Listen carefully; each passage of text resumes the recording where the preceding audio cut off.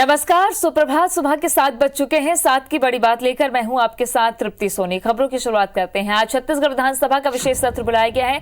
आज और कल 2 दिन विधानसभा का विशेष सत्र रहने वाला है। कृषि उपज मंडी संशोधन विधेयक पारित होगा।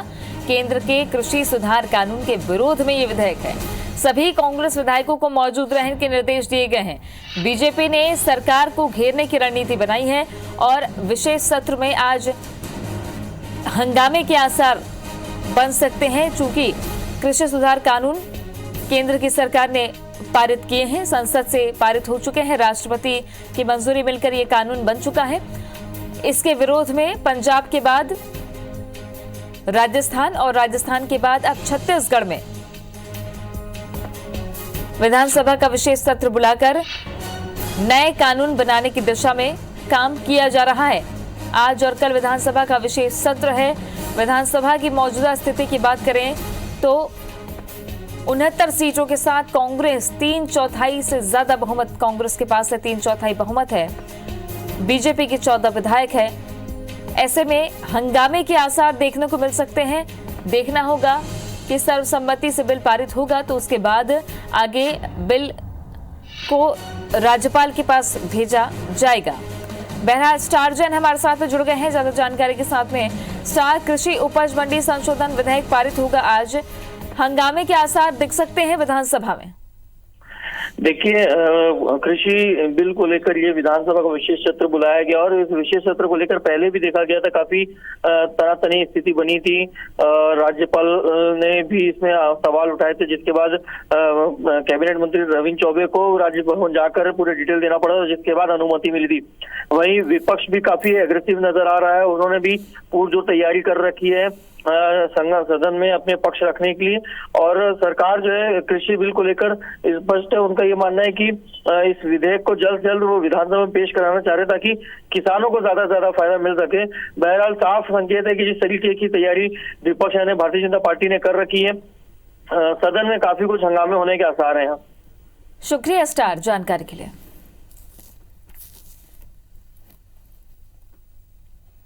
एक दुखद खबर, महेंद्र बहादुर सिंह का निधन हो गया है। छत्तीसगढ़ के वरिष्ठ कांग्रेस नेता महेंद्र बहादुर सिंह का निधन हुआ। रायपुर में उनका इलाज चल रहा था, कोरोना का इलाज उनका चल रहा था। अविभाजित मध्य प्रदेश में 7 बार विधायक रह चुके थे महेंद्र बहादुर सिंह। 1957 से महेंद्र बहादुर सिंह ने कई चुनाव लड़े और जीते और इलाज उनका रायपुर में चल रहा था, जहां उनका निधन हो गया। कमल किशोर जुड़ गए हैं।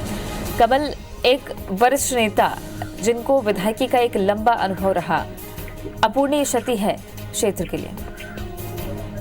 जी, मैं बताना चाहूंगा कि राजा महेंद्र बहादुर सिंह जी 7 बार विधायक रह चुके थे और वो कुछ दिनों से अस्वस्थ चल रहे थे अभी, और उन्हें जो है रामकृष्ण हॉस्पिटल में उन्हें भर्ती किया गया था। जी, तो अविभाजित मध्य प्रदेश के 7 बार विधायक रह चुके थे महेंद्र बहादुर सिंह। 1957 से कई चुनाव उन्होंने लड़े और जीते। शुक्रिया आपका जानकारी के लिए कमल। बात मध्य प्रदेश की करें तो सीएम शिवराज सिंह चौहान लगातार प्रचार कर रहे हैं। ताबड़तोड़ प्रचार अभियान उनका जारी है। आज इंदौर, खंडवा, बुरहानपुर, अनूपपुर में सीएम की सभाएं हैं। बीजेपी प्रत्याशियों के लिए माहौल बनाएंगे। मुख्यमंत्री शिवराज सिंह चौहान लगातार दौरे पर। आज इंदौर में सभा करेंगे सीएम शिवराज सिंह चौहान। खंडवा, बुरहानपुर और अनूपपुर में मुख्यमंत्री शिवराज सिंह चौहान की सभाएं।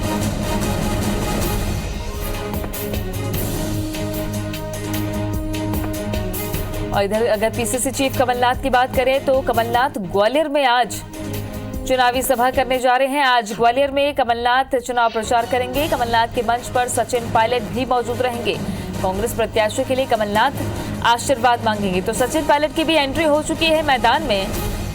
कमलनाथ के साथ सचिन पायलट भी आज ग्वालियर में चुनाव प्रचार करेंगे।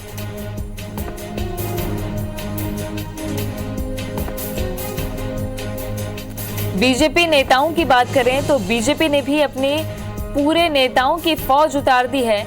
चंबल में उमा भारती मोर्चा संभाल रही है। बीजेपी की बात करें तो बीजेपी के बड़े नेता भी लगातार मोर्चा संभाले हुए हैं। चंबल में उमा भारती ने मोर्चा संभाला हुआ है। छतरपुर, दतिया, मुरैना, ग्वालियर में उमा भारती सभा करेंगी। मंदसौर में कैलाश विजयवर्गीय प्रचार करेंगे। राजगढ़, धार, देवास और इंदौर में सिंधिया मौजूद रहेंगे और सिंधिया यहां प्रचार करेंगे। बीजेपी के तमाम बड़े दिग्गज नेता मोर्चा संभाल रहे हैं। नेताओं की फौज बीजेपी ने मध्य प्रदेश के उपचुनाव की जंग में उतार दी है। लगातार प्रचार और लोगों से वोट की अपील बीजेपी नेता कर रहे हैं। उमा भारती भी चंबल में मोर्चा संभाल रहे हैं।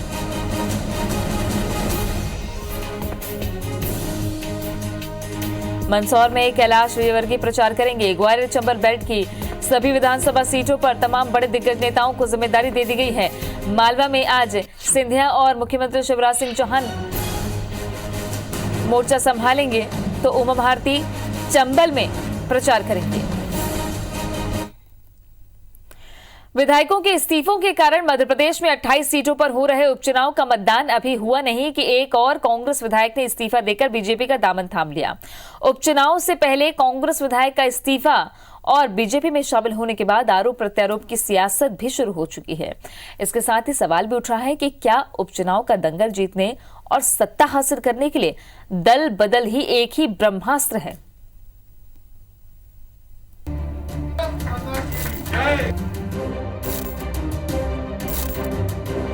मैं सौदेबाजी नहीं करूंगा। अगर ये सौदे से बोली से जा रहे हैं, ये राजनीति मैं नहीं करूंगा। क्या आप सोचते हैं कि बीजेपी वाले मेरे से संपर्क में नहीं है? पर मैं सौदा नहीं करने वाला।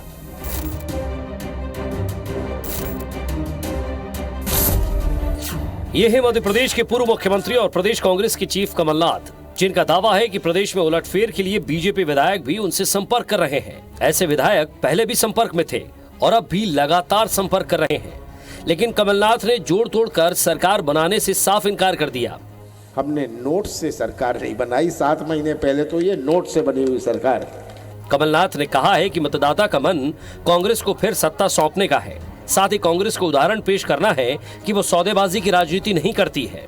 ये राजनीति में मैं नहीं बढ़ना चाहता कि ये कर रही है। मैं इससे दूर हूँ, क्योंकि हमें मध्य प्रदेश को एक उदाहरण बनाना चाहिए कि कांग्रेस मध्य प्रदेश में इस प्रकार की राजनीति नहीं करती।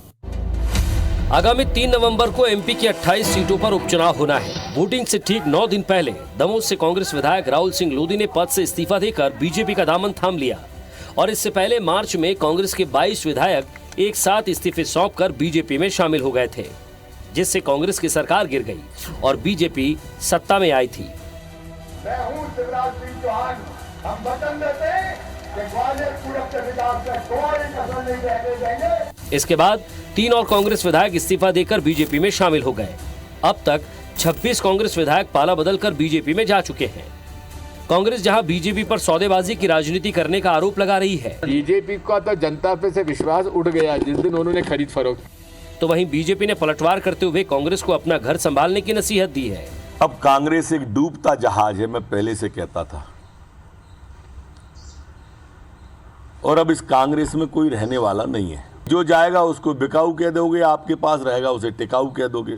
29 उपचुनाव हो लिए, एक और गया तो कमलनाथ जी 30 मार खा हो जाएंगे। फिर नेताओं के दल बदल को लेकर बीजेपी और कांग्रेस नेताओं के अपने तर्क हों, लेकिन सूबे की 70 साल की राजनीति में पहली बार यह घटनाक्रम हो रहा है कि विधायकों ने अपनी ही पार्टी की सरकार गिराई और फिर विपक्षी पार्टी को सत्ता दिलाकर दोबारा सत्ता में बैठ गए हों। ऐन चुनाव से पहले राहुल लोधी के पाला बदलने से एक बार फिर बहुमत का आंकड़ा बदल गया है। बहरहाल उपचुनाव के लिए चुनावी चौसर बीत चुकी है और देखना है कि जनता का आशीर्वाद किसे मिलता है। और 10 तारीख को कांग्रेस का झंडा मध्य प्रदेश की विधानसभा में लहराएगा। राकेश चतुर्वेदी, IBC 24, भोपाल। भारत माता की जय। तो ये तो हो गई चुनावी खबरों का पूरा हाल और लगातार हम आपको अपडेट देते रहेंगे। इस पर आप बने रहिएगा हमारे साथ में। बहरहाल एक महत्वपूर्ण जानकारी, भारत और अमेरिका के बीच आज 2+2 वार्ता होनी है। वार्ता भारत के विदेश मंत्री एस जयशंकर, रक्षा मंत्री राजनाथ सिंह और अमेरिका के विदेश मंत्री माइक पोम्पियो और रक्षा मंत्री मार्क एस्पर की अगुवाई में होगी। इस दौरान भारत और अमेरिका के बीच एक अहम रक्षा समझौते पर हस्ताक्षर हो सकते हैं। बीका नाम का ये समझौता दोनों देशों के बीच होने वाले 4 अहम रक्षा समझौतों की अंतिम कड़ी है, जिसकी वजह से दोनों देशों के बीच सैन्य संबंध और मजबूत हो जाएंगे। ये दोनों देशों के बीच रक्षा और रणनीतिक क्षेत्रों से जुड़े बेहद संवेदनशील डेटा को बिना रुकावट के साझा करने का रास्ता साफ कर देगा। बता दें कि पोम्पियो और एस्पर कल नई दिल्ली पहुंचे। दिन के वक्त राजनाथ सिंह और एस्पर के बीच करीब 1 घंटे की बैठक हुई। वहीं देर शाम दोनों विदेश मंत्रियों की बैठक 1 घंटे से ज्यादा समय तक चली।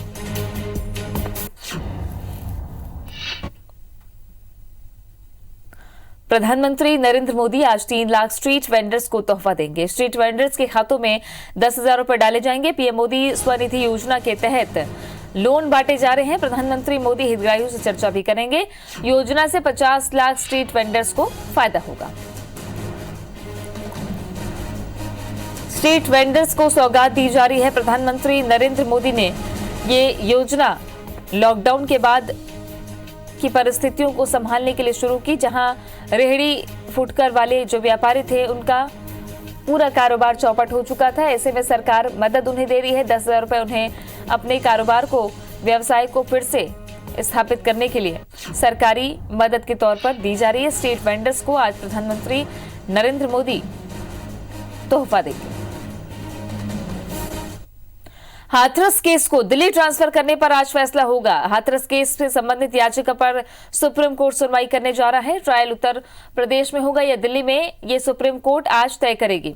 याचिका में यूपी में निष्पक्ष जांच नहीं होने का हवाला दिया गया है, जिस पर सुप्रीम कोर्ट में आज सुनवाई होगी और सुप्रीम कोर्ट के फैसले से ही ये तय होगा कि उत्तर प्रदेश में इस पूरे मामले की जांच आगे की होगी या इसे दिल्ली ट्रांसफर किया जाए।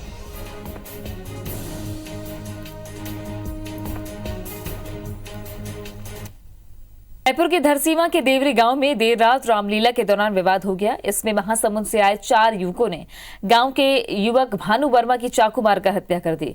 दरअसल गांव में रावण दहन के पहले रामलीला का आयोजन रखा गया था, जहां गांव के एक युवक ने अपने 4 साथियों को रामलीला देखने के लिए आमंत्रित किया था। ग्रामीणों ने बाहरी युवकों को गांव से चले जाने के लिए कहा। तभी 26 साल के भानु वर्मा का आरोपियों से विवाद हो गया। उनमें से एक युवक ने चाकू से भानु पर ताबड़तोड़ हमला कर दिया, जिससे उसकी मौत हो गई। जिसके बाद आक्रोशित ग्रामीणों ने चारों आरोपियों अग्नि उर्फ राकेश ध्रुव, डिगेश ठाकुर और योगेश देवांगन समेत तातूराम विश्वकर्मा की बेदम पिटाई कर दी। महासमुंद निवासी चारों आरोपियों को मेकाहारा भर्ती कराया गया है। बता दें कि कल सुबह रावभाटा में एक अज्ञात युवक की चाकू मारकर हत्या कर दी गई थी। रामलीला का कार्यक्रम देखने के लिए गए थे। गांव वाले उसमें आपत्ति की कि तुम दूसरे गांव के हो, यहाँ पे क्यों आए हो। ये किनारे लोग चले गए थे। इसी बीच में गांव का एक और आदमी जो मृतक है, मृतक ने इनको फिर से टोका कि तुम लोग यहाँ क्यों आए थे। तो इसी आवेश में आकर चारों ने मृतक पर हमला करके उसकी हत्या कर दी है। मृतक की वहाँ पे मृत्यु हो गई। चारों आरोपियों को गिरफ्तार कर लिया गया है। सख्त लॉकडाउन के दौरान रायपुर के क्वींस क्लब में आयोजित नशे की पार्टी मामले में हाउसिंग बोर्ड ने कड़ी कार्रवाई के संकेत दिए हैं। हाउसिंग बोर्ड के मुताबिक संचालक हरबख्श सिंह बत्रा की ओर से मिले जवाब को बोर्ड के नियम और बीओटी एग्रीमेंट की शर्तों के आधार पर समीक्षा की जाएगी। अगर नियम शर्तों का उल्लंघन पाया गया तो बत्रा के खिलाफ कड़ी कार्रवाई होगी। एक ओर जहां हरबख्श सिंह बत्रा पर कार्रवाई करने के लिए हाउसिंग बोर्ड कमर कस चुका है, तो वहीं दूसरी ओर क्लब के संचालक नमित जैन पर कोई कार्रवाई न होना कई सवाल खड़े करता है। सबसे बड़ा सवाल तो यही है कि पुलिस अब तक क्लब संचालक नमित जैन को गिरफ्तार क्यों नहीं कर पाई है, जबकि क्वींस का मैनेजर संभव पारख ड्रग्स मामले में गिरफ्तार हो चुका है। इसके अलावा क्वींस क्लब में संचालित बार का लाइसेंस रद्द किया गया है। न तो अब तक क्लब की सीसीटीवी फुटेज ही पुलिस ने खंगाली है। जाहिर है ये सवाल हैरान करने वाले हैं।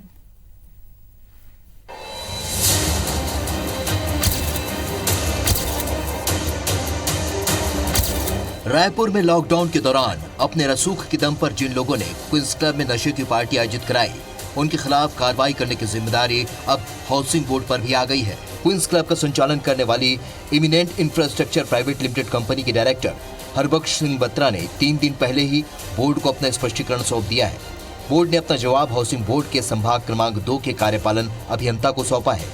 हालांकि जवाब मिलने के बाद 2 दिन तक कार्यालयों में छुट्टी रही। अब इस मामले में जवाब के साथ साथ कार्रवाई करने की अनुशंसा वाली एक रिपोर्ट हाउसिंग बोर्ड के आयुक्त के पास भेजी जा रही है, क्योंकि बीओटी के नियम कानून के उल्लंघन मामलों में कार्रवाई करने का अधिकार हाउसिंग बोर्ड के आयुक्त के पास ही है। धारा 55, 56, 57 इन धाराओं के अंतर्गत कार्रवाई होनी है, तो उसमें सक्षम अधिकारी आयुक्त हैं। तो ई से इस प्रकरण को आयुक्त को भेजा जाना है, क्योंकि ये रिप्लाई 22 तारीख को आया है 22 तारीख के बाद केवल 23 तारीख ही वर्किंग डे था, बीच में 2 दिन छुट्टी थी। तो अभी तक मतलब नस्ती प्राप्त होने के बाद बोर्ड का जो मंडल अधिनियम है तथा जो उनका रिप्लाई है, दोनों को देखते हुए उसके अनुसार अग्रिम कार्रवाई की जाएगी। दरअसल इस मामले में हाउसिंग बोर्ड हर कदम फूंक फूंक कर रख रहा है, क्योंकि मामला बेहद हाई प्रोफाइल लोगों के साथ जुड़ा है। हाउसिंग बोर्ड के उच्च पदस्थ सूत्रों की माने तो बोर्ड जल्दबाजी में कोई कार्रवाई करने से बच रहा है। पूरी कोशिश की जा रही है कि कार्रवाई की प्रक्रिया में कोई भी खामी न रह जाए और इसका फायदा आरोपी न उठा ले जाएं। लिहाजा कार्रवाई करने से पहले सारी वैधानिक प्रक्रियाओं का पूरी तरह से पालन हो, इसका खास ध्यान रखा जा रहा है। इसलिए अब संभाग 2 के कार्यपालन अभियंता से जवाब की कॉपी और मामले की नस्ती हाउसिंग बोर्ड मुख्यालय तक पहुंचने का इंतजार किया जा रहा है। इधर हाउसिंग बोर्ड के आयुक्त ने भी साफ कर दिया है कि बीओटी नियमों का उल्लंघन पाया गया तो कड़ी कार्रवाई निश्चित रूप से की जाएगी। तो एक तो हमें उनके जवाब को देखना होगा। हमारे जो टर्म्स एंड कंडीशंस हैं, उल्लंघन पाए जाएंगे या नहीं पाए जाएंगे, उसके आधार पे ही विधिवत कार्रवाई होगी, नियमों के अधीन कार्रवाई होगी और जो हमारे प्रावधान है उसके अनुरूप शत कार्रवाई होगी। इस हाई प्रोफाइल मामले में अब तक इंतजार हरबख्श सिंह बत्रा की ओर से जवाब मिलने का था। उसका जवाब मिल जाने के बाद अब सबकी नजर हाउसिंग बोर्ड पर टिकी है कि इस मामले में कब तक और किस स्तर की कड़ी कार्रवाई की जाती है। मामला हाई प्रोफाइल लोगों से जुड़े होने के चलते आशंका ये भी बनी है कि कहीं प्रभावों का इस्तेमाल कर कार्रवाई की रफ्तार को कम न कर दिया जाए। राजेश राज, IBC 24, रायपुर। बात अब कोरोना की कर लेते हैं। छत्तीसगढ़ में बीते 24 घंटे में 1649 कोरोना मरीज मिले हैं। रायपुर जिले में कल 99 नए मरीज मिले। जांजगीर जिले में 172 संक्रमण के मामले सामने आए हैं। रायगढ़ में 150, राजनांदगांव में 121 पॉजिटिव मिले। बिलासपुर में 111, कोरबा में 106 संक्रमण के मामले मिले हैं। छत्तीसगढ़ में अब तक 1,77,608 संक्रमित मिल चुके हैं। एक्टिव मरीजों की संख्या 22,093 है। 2,801 मरीज कल एक ही दिन में डिस्चार्ज हुए। छत्तीसगढ़ में अब तक 1,53,654 लोग स्वस्थ हुए हैं। पिछले 24 घंटे में 43 मरीजों की मौत दर्ज की गई है। अब तक 1,861 मरीजों की मौत हुई है। बात मध्य प्रदेश की करें तो बीते 24 घंटे में 720 कोरोना मरीज मिले। एमपी में अब तक 1,67,969 कोरोना संक्रमण के मामले सामने आए हैं। कोरोना से 5 मौतें हुई हैं एक ही दिन में और 2,890 मौतें अब तक दर्ज की जा चुकी हैं। 1,095 मरीज एक ही दिन में कल स्वस्थ हुए हैं। अब तक 1,54,222 मरीज स्वस्थ हो चुके हैं। मध्य प्रदेश में एक्टिव मरीजों की संख्या 10,857 है। भिलाई स्टील प्लांट ने फिर एक उपलब्धि हासिल की है। 22 अक्टूबर को नौसेना में लड़ाकू पनडुब्बी INS कार्वती शामिल हो गई। थल सेना अध्यक्ष जनरल मनोज मुकुंद नरवणे ने नौसेना में INS कावरत्ती को शामिल किया। ये सेल और BSP के लिए गौरवशाली पल रहा, क्योंकि ये युद्धपोत भिलाई इस्पात संयंत्र के लोहे से बना है। मेड इन इंडिया के तहत बने कमोटा क्लास की 4 जंगी जहाजों के निर्माण में BSP के प्लेट मिल से निर्मित 4700 टन DMR प्लेटों का उपयोग किया गया है। इससे पूर्व भी BSP और RSP ने युद्धपोत निर्माण के लिए DMR प्लेटों की आपूर्ति की है।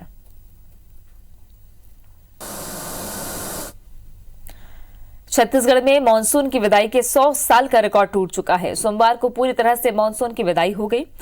इसके पहले साल 2011 में 24 अक्टूबर को मानसून की विदाई हुई थी। साल 2019 में 10 अक्टूबर को मानसून विदा ले चुका था, यानी इस बार पिछले साल के मुकाबले 15 से 16 दिन लेट मानसून गया है। मानसून की विदाई के साथ अब प्रदेश में तापमान गिरने का सिलसिला शुरू हो चुका है। पारे में धीरे धीरे गिरावट के साथ साथ अब ठंड ने भी दस्तक दे दी है।